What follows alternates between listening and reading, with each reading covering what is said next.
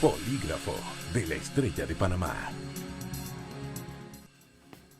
Bienvenidos. Hoy en el Polígrafo le recomiendo de verdad que esté pendiente de la entrevista porque vamos a hablar con un inspector que se la sabe todas en el tema de la lucha del cibercrimen. A veces puede parecer un poco complicado este término, pero es un asunto de todos los días y lo que puede venir en el futuro con respecto a este tema. Es un invitado especial, está de visita por nuestro país y, ¿qué cree? Me lo robé para el programa. Es don Mauricio Silva Barrera y él ocupa la Jefatura Nacional de Cibercrimen de Chile. Es un gran detective y quiero darle la bienvenida al programa. Gracias, don Luis, de verdad, por estar con nosotros. Qué gusto tenerlo. Gracias a ustedes por la invitación, sinceramente. ¿Qué hace usted en Chile? Bueno, yo, antes que nada quisiera saludar a los televidentes, empezar al pueblo panameño con quien Chile tiene muy buenas relaciones. Sí. Yo trabajo en la Policía de Investigaciones de Chile, la cual desde hace más de 35 años. Y cuando ya era estudiante detective yo tenía compañeros de estudio panameños que nunca han dejado de estar en la policía chilena. Y bueno, hice mi carrera como detective, 35 años, trabajando mayoritariamente primero en el área antinarcóticos, luego en delito económico y al mismo tiempo estudié Derecho y me hice abogado, especializándome algo en Derecho Administrativo, Cibercrimen y Protección de Datos Personales. Y ahorita está en la lucha contra el crimen del cibercrimen. Exactamente. Es un mundo tan amplio y tan paralelo que cuesta mucho trabajo entenderlo en forma concreta. Es un mundo abstracto. Para muchas personas esto es como que, lo de la web, bueno, yo no caigo. ¿Qué representa esto en términos económicos pues para el mundo? Los ataques cibernéticos, los ataques o el crimen del ciberespacio.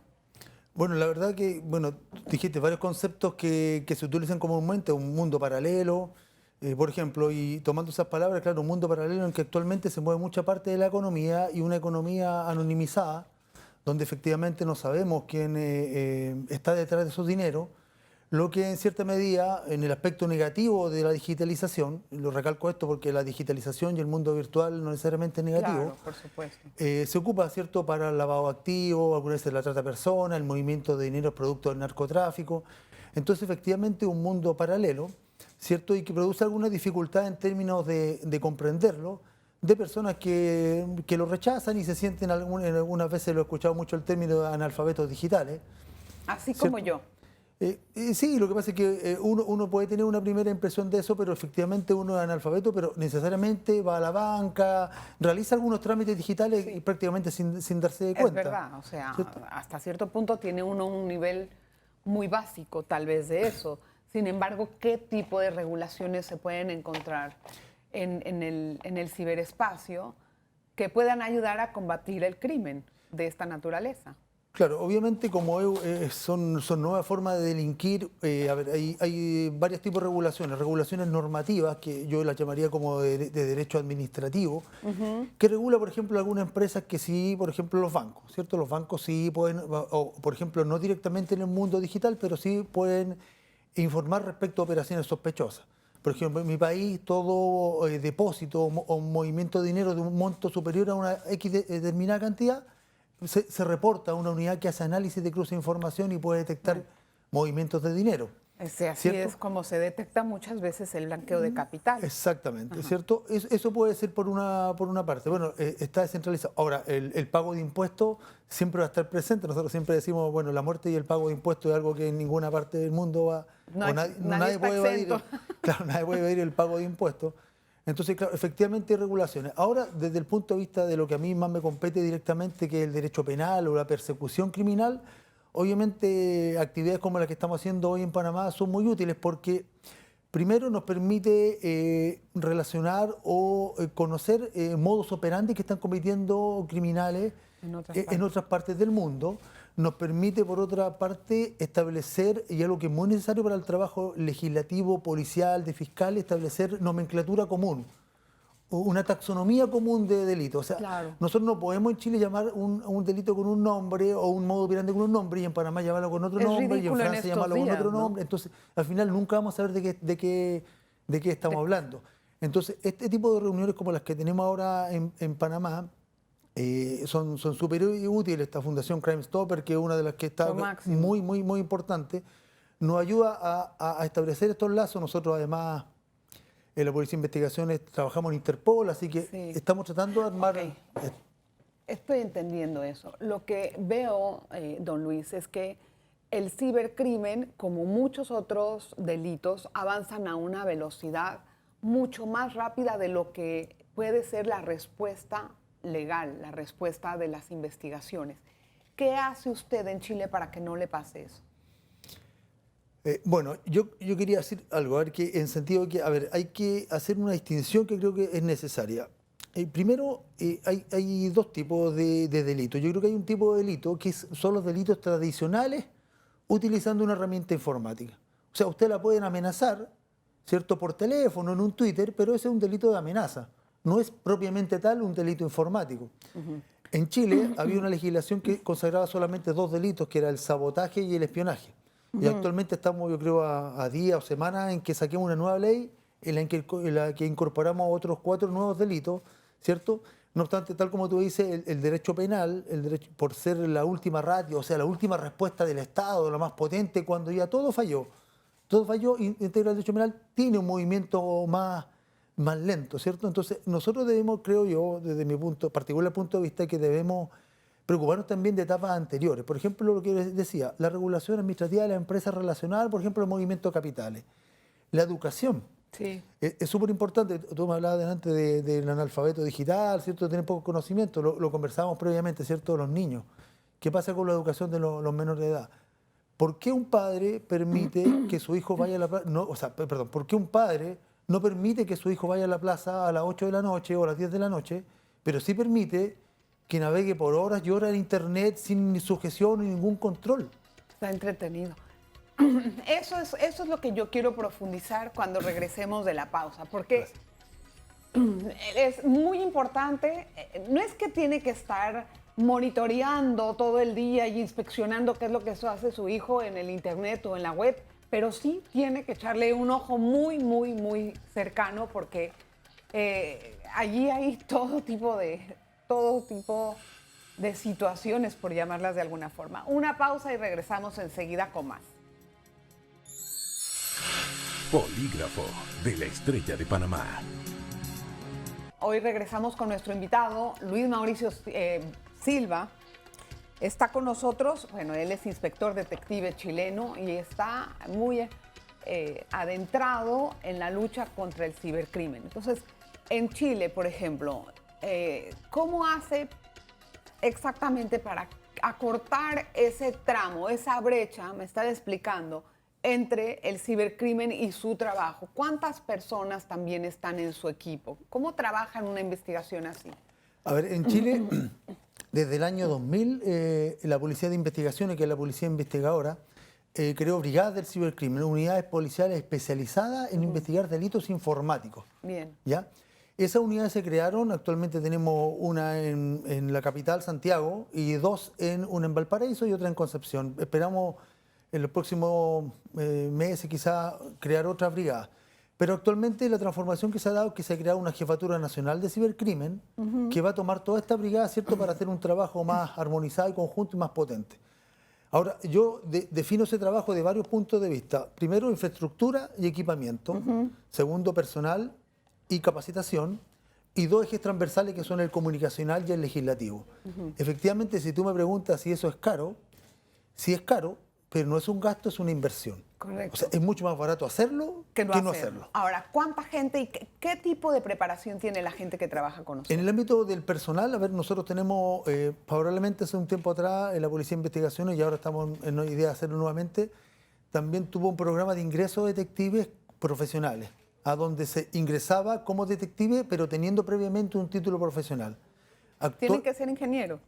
Bueno, en el caso de cibercrimen sí. Claro. O sea, yo soy abogado también, pero ingresaba un abogado, psicólogo, veterinario. Por ejemplo, nosotros también investigamos el maltrato animal. Entonces, Ajá. bueno, múltiples actividades. En el caso del cibercrimen, obviamente, los ingenieros relacionados con la informática eran mucho más útiles, ¿cierto? Y yo tengo en el cibercrimen detectives con capacitación en torno a la recolección de evidencia informática, muchos de ellos con magíster o certificaciones, y también tengo un laboratorio de criminalística que me permite hacer análisis forense de esos equipos, Fantástico. que son ingenieros. Entonces, ellos levantan la prueba y los detectives investigan la parte operativa policial, con conocimiento de Muy tecnología. bueno. O sea, que está bastante completo. Sí, yo creo que alrededor deben ser unas 150 personas. Los crímenes más comunes en Chile son iguales a los de aquí. Aquí hay mucha estafa, aquí hay mucha extorsión, aquí hay mucho secuestro de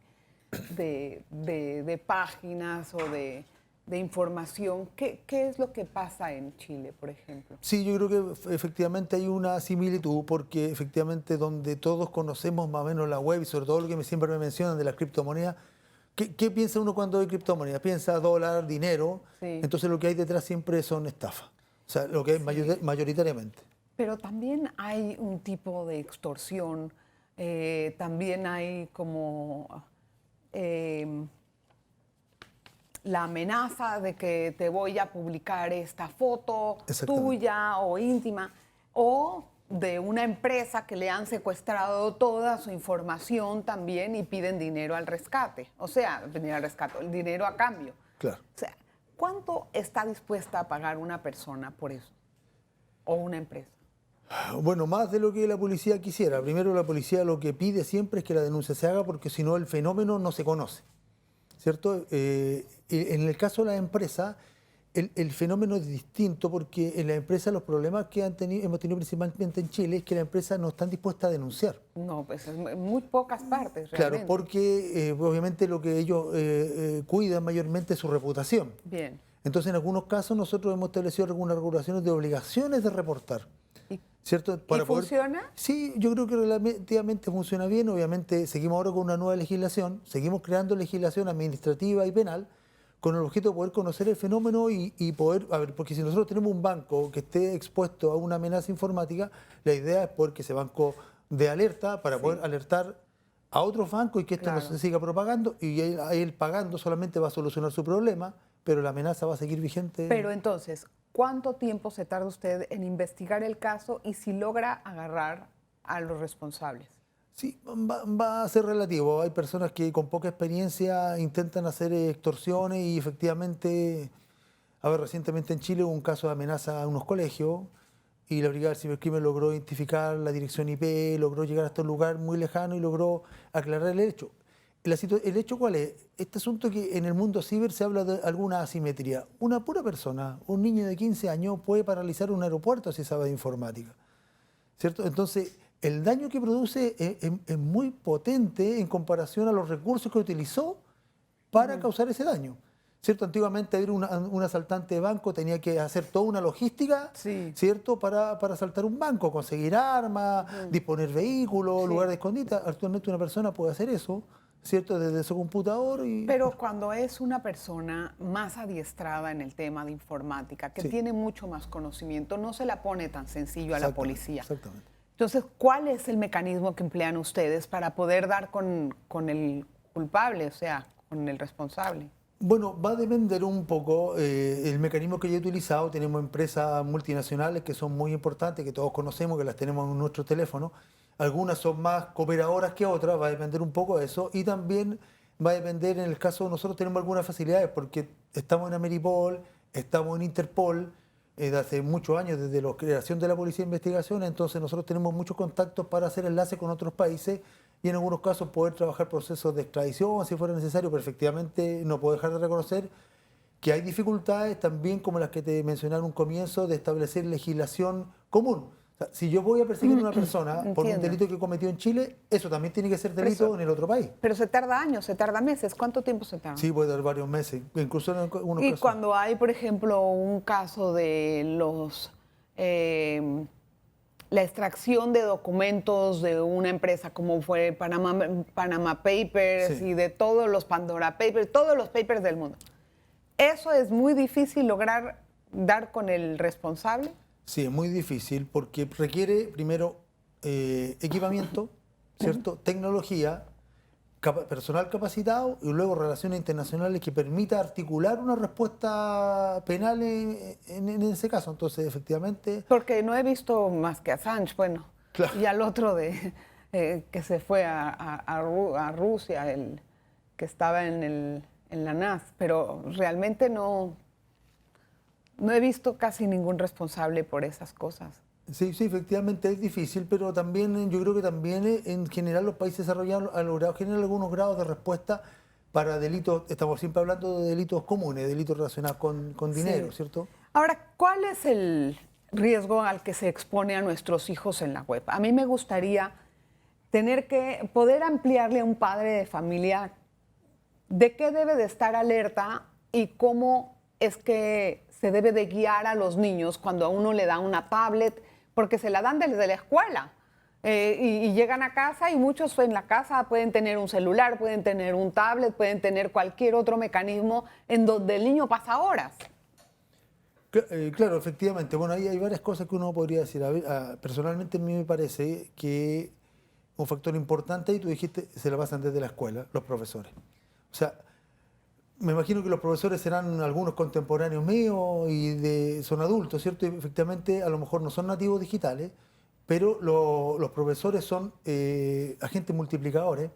Me parece que Albert Einstein decía que el ejemplo no es una forma de enseñar, es la única forma. Claro. Entonces, claro, el niño va a hacer caso quizá, el papá no sabe, pero sí un profesor capacitado puede multiplicar su conocimiento en materia de seguridad a los alumnos. Efectivamente hay que establecer límite horario, la confianza entre padre e hijo fundamental, y qué tipo de delito se ve expuesto. Hablamos de un mundo paralelo, los mismos delitos que ocurren en el mundo terrenal. A lo mejor, claro, uno no podrá haber homicidio a través de una plataforma, pero sí se estableció que hay muchos niños en distintas partes del mundo metidos en un mundo digital, han caído en el suicidio. Por ejemplo, un niño que le hacen bullying. Usted en el mundo terrenal le hacen bullying en un colegio, usted toma a su hijo, lo cambia y lo coloca en otro colegio. Pero si ese bullying es digital, el niño, aunque se cambie de colegio, aunque se cambie de ciudad, Lo persigue. va a ser objeto de bullying. O sea, mire el daño que puede ser objeto, el alcance que puede tener sobre un menor de edad. Ok, quiero que me explique cómo poder parar ese bullying digital, si es que hay una forma, pero después de la pausa. Vamos a regresar enseguida con más, con nuestro experto hoy en el cibercrimen. Polígrafo de la Estrella de Panamá. Gracias por continuar en sintonía. A ver, don Luis, ¿cómo poder, o sea, si yo soy una madre que mi hijo está siendo atacado en bullying, porque esto pasa frecuentemente, o alguien tiene un video de mi hijo o de mi hija con imágenes íntimas que yo no quiero que salga a la luz, ¿qué hago? Y puede ser, agregue, que me estén pidiendo plata para evitar que se publique. ¿Qué hago?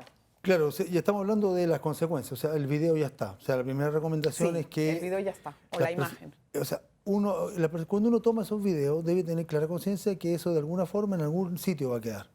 Va a quedar en mi teléfono, digamos. En su teléfono y probablemente o sea, los niños utilizan el teléfono generalmente para compartir en redes sociales y por más que traten de borrar, eso va a quedar algún registro en algún lugar y las fotografías efectivamente van a aparecer. O sea, recomendaciones, no es que sea complejo, lo que pasa es que son más o menos las recomendaciones comunes para el mundo. Un hijo puede ser objeto de bullying en el mundo físico como en el mundo virtual.